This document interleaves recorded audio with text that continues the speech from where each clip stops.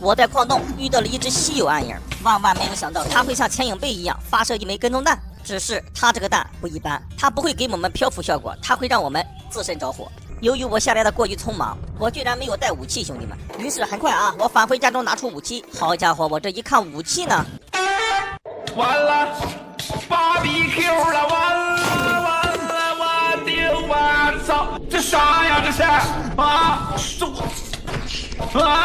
一只暗影，再加上一只稀有暗影。好家伙，就把我这么一个弱不禁风的美男子堵在角落里一顿摩擦呀！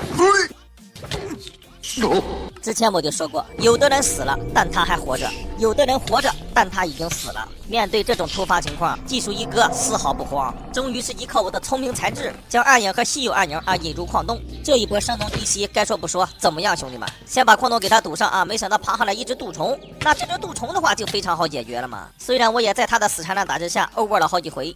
但是这都问题不大，毕竟蠹虫血量少，它只有4颗星啊，兄弟们！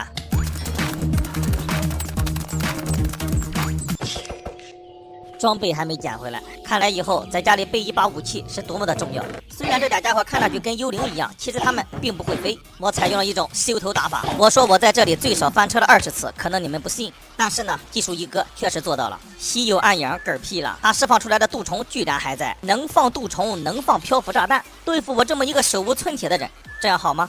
好多兄弟们劝我玩休闲模式，不要再挑战什么硬核模式了。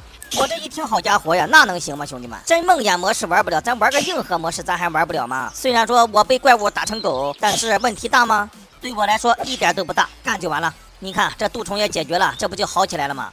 来，兄弟们，咱们看一下这本附魔书啊，偏转3，有机历史是向玩家的弹射物改变弹射方向。如果我附魔在胸甲上，我是不是可以这样认为呀？我就不用再那么惧怕小白的弓箭了。上期视频我看还有粉丝说啊，让我赶紧附魔吧，武器伤害低，或许附魔还可以。你就看我现在这个熊样子，拿什么附魔，兄弟？经验等级刚涨一点，我就被干了。不得不说，我也想附魔呀，可是实力不允许啊。还是这个地方，兄弟们，看这是啥？吸血恶魔！你还别说啊，我这个小防御工事建的还可以。咱们看看这个吸血恶魔啊，给咱们掉落了什么东西？这家伙呢也是会飞的，而且也是一个远程攻击，掉了3样东西：烈焰蝙蝠翅膀、诅咒之发，还有一个幻翼魔。这种怪物不是很多见，这掉落物肯定有用。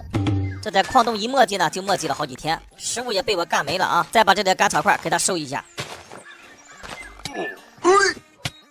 哎呦我的妈！无耻老贼！看到这里边的末影人了吗？完全颠覆了你对小黑的认知啊！以前的小黑，你瞅他一眼他才打你；现在的小黑，你瞅不瞅他，他都打你。你有招吗？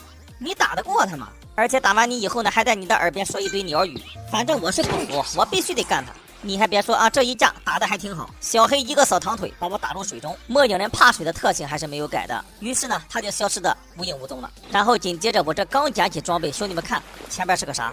这是不是变异蜘蛛啊？当时我说实话啊，真想上去跟他拼一下。可是呢，就在这时候啊，有的粉丝说你别上了，这样吃的话，我今天非得撑死不行啊！我这一听，好家伙呀，那不能撑死呀，兄弟们。所以说啊，我就应了那句话，听人劝，吃饱饭，兄弟们，该撤咱就撤，大事不好，撒腿就跑。但是你们不要以为我真的会撤呀，我可以不打他，但是咱们总要看一下这是什么玩意儿吧。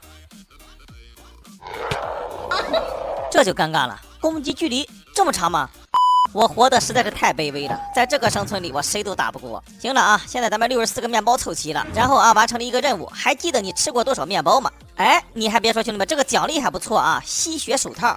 近战的时候会有一个吸血效果，言外之意是不是我就可以边打边回血了？那这样的话，我以后岂不是有一点点无敌了？紧接着我们再看任务系统，这段时间没少挖铁钉啊，兄弟们，我也是一不小心啊就达成了一个进度啊，硬邦邦。不用怀疑，你确实没有听错，确实是硬邦邦。铁定收集的多了，就会达成这个进度。然后呢，咱们就得到一个幽冥粉。我听说这个玩意儿在以后的生存中啊，有非常大的作用。这大任务呢，目前就走成这个样子啊。下一个大任务呢，是做一个铁指环，然后再接着啊，就是咱们现在这个脖套护体。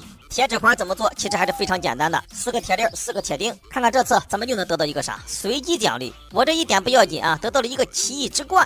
那还等啥？直接给它戴上。戴上以后，兄弟们看啊，左上角有一个夜视的效果。戴上这玩意儿探索矿洞的话，可能会有点用。解锁了铁指环，脖套护体还会远吗？立马咱们再给它解锁了。